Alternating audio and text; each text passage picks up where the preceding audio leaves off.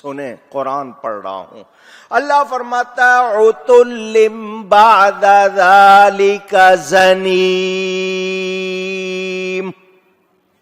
یہ 9 تو محبوب ہیں اس میں کہ قسمیں بہت کھاتا ہے، ذلیل ہے، تانے دینے والا ہے، ادھر کی ادھر لگائی بجائی کرنے والا، بھلائی سے روکنے والا، گناہگار، درست خو.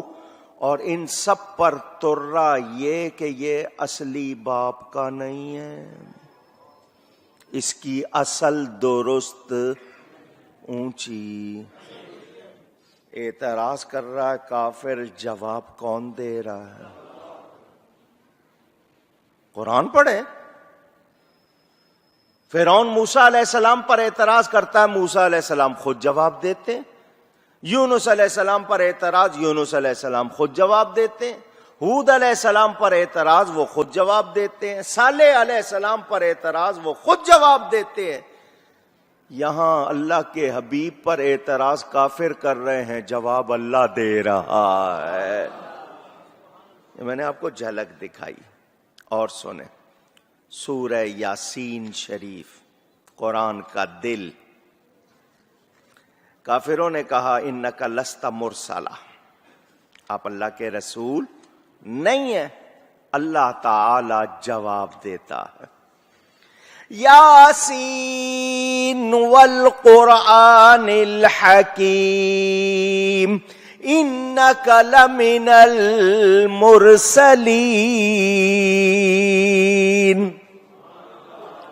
یاسین، اے سردار، اے سید، حکمت والے قرآن کی قسم، بے شک تم رسولوں میں سے ہو. بے شک آپ ہمارے بھیجے ہوئے رسول ہیں.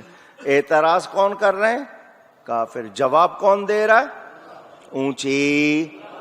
اب میں صرف میں نے جھلک دکھائی ہے نا، میں ساری آیتیں سناؤں، پوری تفصیل اس میں موجود ہے.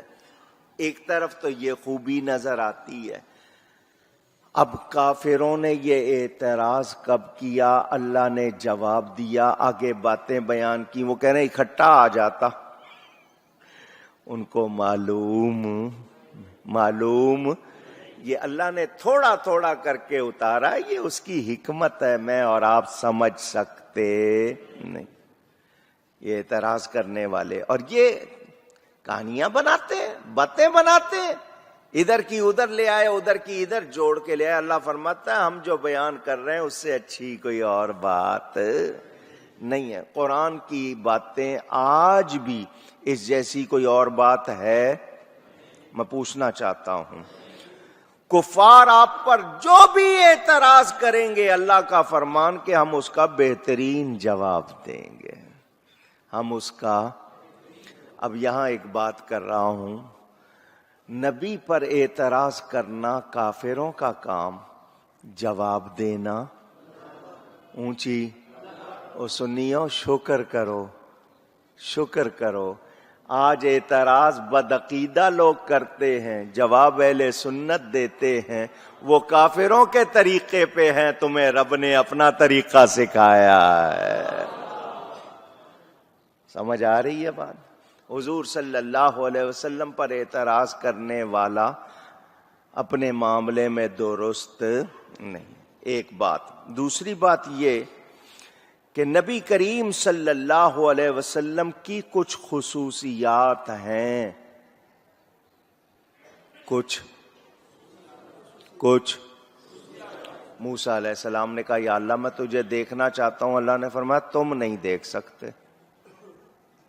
اے موسیٰ تم نہیں دیکھ سکتے. اللہ نے یہ نہیں فرمایا مجھے کوئی نہیں دیکھ سکتا. موسیٰ تم کون دیکھ سکتا ہے؟ جسے میں دکھانا چاہوں.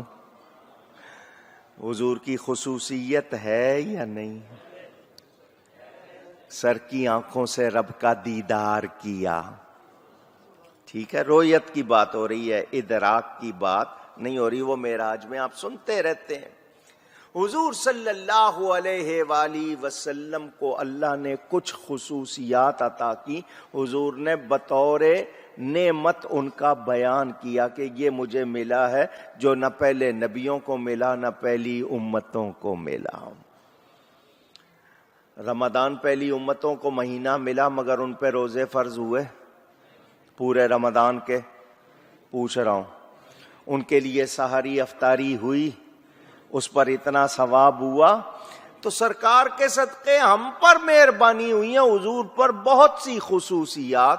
تو یہ قرآن کا آہستہ آہستہ اترنا بھی میرے نبی کی خصوصیات میں سے ہے، مگر کافروں کو اس کی سمجھ آ سکتی نہیں.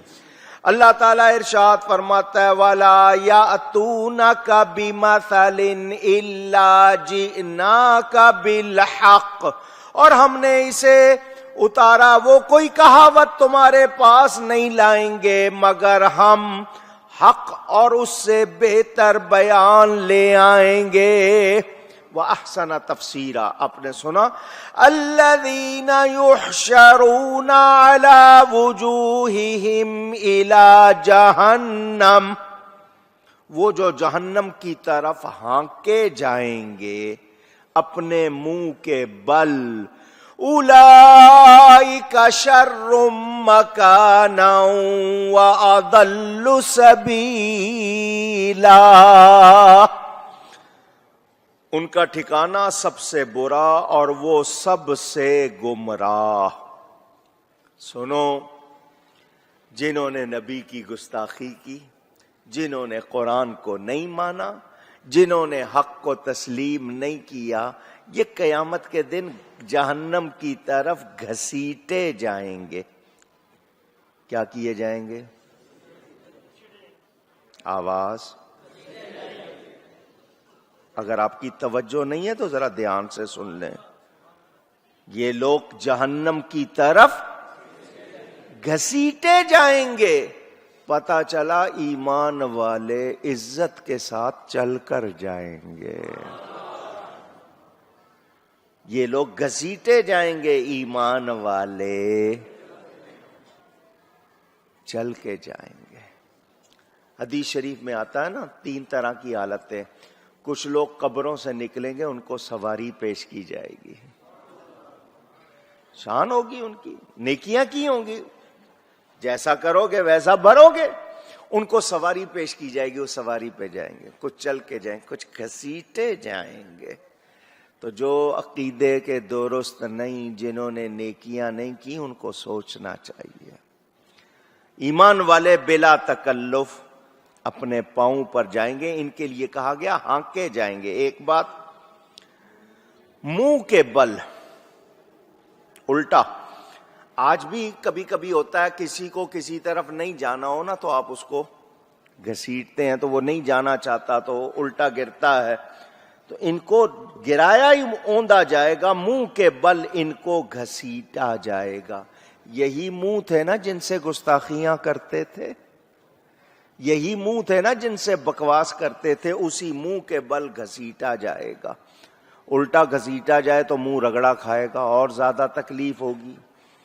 پتہ چلا وہ منہ جو گستاخیاں کرتے ہیں ان کا حشر اچھا نہیں ہوتا، اور جو منہ نعت پڑھتے ہوں، درود و سلام پڑھتے ہوں، تعریف کرتے ہوں، وہ سلامت رہتے ہیں. کیا کرنا چاہیے؟ فیصلہ آپ نے کرنا ہے. اللہ تعالی نے بتا دیا. یہ کفار کے لیے عذاب بیان ہو رہا ہے، بے ایمانوں کے لیے، بدعقیدہ لوگوں کے لیے بیان ہو رہا ہے کہ مسلمان اپنے آپ کو ان کی عادتوں سے، ان کے طریقوں سے بچائیں، اور مسلمان انہی کے طریقے کو اپنا لیں تو پھر سمجھدار ہوں گے، پھر ان کو کوئی فائدہ ملے گا؟ پوچھ رہا ہوں. جانوروں کی طرح حشر ہونا چاہیے، وہ ان کو پسند ہے. حضور صلی اللہ علیہ وسلم خود سمجھا رہے ہیں، بتا رہے ہیں، لوگوں کی تسلی ہو رہی ہے، معجزات بھی ظاہر ہو رہے ہیں. ایمان والے ایمان لے آتے ہیں. ہٹ درم اڑے رہتے ہیں. اب جو اڑا رہا، جس نے سچ قبول نہیں کیا، یہ اس کی خطا. اب وہ چاہے کہ اس کا انجام اچھا ہو تو کیا ہوگا؟ آواز چاہیے. بڑی مہربانی آپ کی. اب آپ مجھے ایک بات کا جواب دے دیجئے. یہ وہ حقائق ہیں جو قرآن حدیث کے ہیں، اس کے بعد میں کہوں نہیں وہ پہلے وقتوں کی باتیں تھیں، اب زمانہ بدل گیا جی، دنیا میں رہنا ہے تو سب سے بنا کے رہنا ہے، نہیں جی دوستی اچھی ہے جی، کافروں سے بھی دوستی کرو جی، دشمن بنا کے کیا ہوگا؟ تو آپ کامیاب ہو جاؤ گے؟ اونچی کہہ دو. اب میرا جواب سن لو. یہود و نصارہ کی خاطر آپ نے اپنے اوپر جنگ طاری کی، روس کو ختم کرنے کے لیے امریکہ کی حمایت کی، امریکہ کا ساتھ دیا کہ روس ختم ہو جائے. آپ کو یہ نہیں سمجھ آئی کہ جس کو مار رہے ہیں وہ روس کو، وہ اپنے لیے مار رہے ہیں، انہوں نے آپ کو کوئی فائدہ پہنچانا نہیں. آپ اس جنگ میں کود گئے. 25 سال ہو گئے، 30 سال ہو گئے، 40 سال ہو گئے، آج تک آپ اس جنگ سے نکلے. آپ کے کتنے فوجی مارے گئے، اربوں خربوں کا آپ کا نقصان ہو گیا، قوم میں کتنی برائیاں آ گئیں. آپ کے ہاں دھماکے نام کی کوئی چیز نہیں تھی، وہ آ گئی، دہشت گردی آ گئی، اور جن کے لیے کی وہ اب کہہ رہے ہیں کہ تم نے کچھ کیا.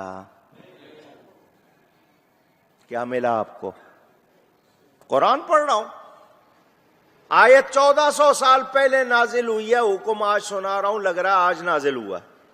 قرآن کا اعجاز ہے نا یہ، قرآن کا اعجاز ہے. سامنے بات کہ آپ نے ان کے کہنے پہ جناب سب کو دشمن بنا لیا، اپنے قوم میں برائیاں ڈال دی، لوگوں کا امن رخصت ہو گیا، کتنی مالی نقصان، کتنا جانی نقصان، کتنے دوسرے نقصان، اور وہ کہہ رہے ہیں تم نے کیا ہی کچھ نہیں ہے، پیسے کھا گئے ہو. کوئی فائدہ؟ اونچی. یہی تو بتا رہا ہوں، قرآن یہی تو بتا رہا ہے. ان کا کہنا مانا کچھ حاصل ہوا؟ اللہ کا کہنا نہیں مانا، رسول کا، اور ابھی تک نہیں مان رہے، ابھی بھی ہوش نہیں آیا. بتائیں مجھے، کیا اس کے باوجود ہم یہ کہہ سکتے ہیں کہ نہیں جی ہم بڑے کامیاب ہیں؟ قرآن کہتا ہے اللہ نے کبھی اس قوم کی حالت نہیں بدلی جس نے اپنے حالت بدلنے کا ارادہ نہیں، کوشش نہیں کی. جب تم اپنی حالت نہیں بدلو گے تو پھر اللہ تمہاری حالت. جب ہم انہی کو دوست بنانا چاہتے ہیں جو دشمن ہیں، اللہ کے رسول کے دشمن ہیں، تمہارے دوست ہو سکتے؟ آج وہ سارے مسلمانوں کے خلاف جمع ہو رہے ہیں، آپ کہہ رہے ہیں نہیں جی ہمارے دوست ہیں، ہمارے دوست ہیں. اللہ فرما رہا ہے تمہارے دوست نہیں، ہم کہتے ہیں ہمارے دوست ہیں. نتیجہ سامنے. ان کی وجہ سے جی سافٹ امیج، میں اس بات پر مجھے آگ لگ جاتی ہے. سافٹ امیج کیا مطلب؟ نرم تاثر دینا چاہیے دوسروں کو کہ پاکستان والے جو ہیں وہ ہارڈ لائنر نہیں ہے، سخت نہیں ہے، نرم ہے. کیا نرم تاثر دینا ہے کہ جی پاکستان میں موسیقی ہوتی ہے، پاکستان میں لڑکیاں پورا لباس نہیں پہنتی ہیں، پاکستان میں ناچ گانا ہوتا ہے. اس کو سافٹ امیج کہتے ہیں. آپ کو شاید بات سمجھ نہیں آئی. آپ ننگے ہو جائیں، آپ ناچیں، آپ گائیں، آپ خرمستی کا مطلب ہوتا ہے گدھے والی حرکتیں کرنا، وہ کریں تو اس کو کیا کہا جا رہا ہے؟ نرم تاثر جا رہا ہے. آپ قرآن پڑھیں، اب میلاد شریف کے جلسے کریں، آپ لبیک یا رسول اللہ کے نعرے لگائیں، تو یہ سافٹ امیج نہیں ہے. کچھ سمجھ آ رہی ہے بات؟ بے حیائی کے کاموں کو سافٹ امیج کہا جا رہا ہے، ان کو خوش کرنا ہے. تو اللہ سے جنگ ہو رہی ہے یا نہیں؟ اونچی. پھر نتیجے اور کیا آئیں گے؟ اس کے وجہ میں آپ کو مہنگائی ملی، دہشت گردی ملی، آپ کا امن رخصت ہو گیا، آپ کے اندر بھلائیاں نہیں رہی، گناہ پلنے لگ گئے اور دھڑا دھڑ ان میں اضافہ ہونے لگ گیا. اب مجھے بتاؤ کیا کر رہے ہو آپ؟ سمجھدار ہو یا پھر آپ جیسا بے وقوف کوئی نہیں؟ سوچے ہمارے حکمران اب بھی نہیں سنبھل رہے، اب بھی ان کی کوشش ہے نہیں ان غیروں کو راضی کریں. مجھے حیرت ہوتی ہے، شرک کا فتویٰ آ جائے، میں یہ کہوں کہ نبی نے ساتھ نہیں دیا تو ہم کامیاب نہیں ہوں گے، تو فوراً شرک کا فتویٰ. آج کہا جا رہا ہے امریکہ نے ساتھ نہیں دیا تو ہم لوگ تباہ ہو جائیں گے، اس پہ شرک کا فتویٰ نہیں آ رہا. نبی پہ آ رہا ہے، ان پہ نہیں آ رہا، اس کا مطلب نبی سے چڑ ہے نا. امریکہ ناراض ہو، روس ناراض ہو، ساری دنیا ناراض ہو، پرواہ نہیں، اللہ اور اس کا رسول ناراض نہ ہو. یہ ہے ایمان. مگر ہمارا یہ حال نہیں ہے. لوگ کہتے ہیں مولوی صاحب آپ کو کیا پتا جنگ آئے گی تو پھر آپ کے ہوش ٹھکانے. ارے 313 تھے بدر میں، کھانے کو بھی کچھ نہیں تھا، اللہ نے فتح دی یا نہیں دی؟ تو تمہارا بھروسہ ان پر ہے، ہمارا بھروسہ اللہ پر ہے. نہ تیغ و تیر پر تکیا، نہ خنجر پر، نہ بھالے پر. کیا حال تھا بدر میں؟ تیغ تلوار کو کہتے ہیں، تیر ایرو آپ کہتے ہیں، خنجر چاقو ڈیگر جو ہوتا ہے، بھالا آپ کا نیزہ جو لمبا ہوتا ہے، ان پر بھروسہ تھا ان کو. نہ تیغ و تیر پر تکیا، نہ خنجر پر، نہ بھالے پر. بھروسہ تھا تو ایک سادی سی کالی کملی والے پر.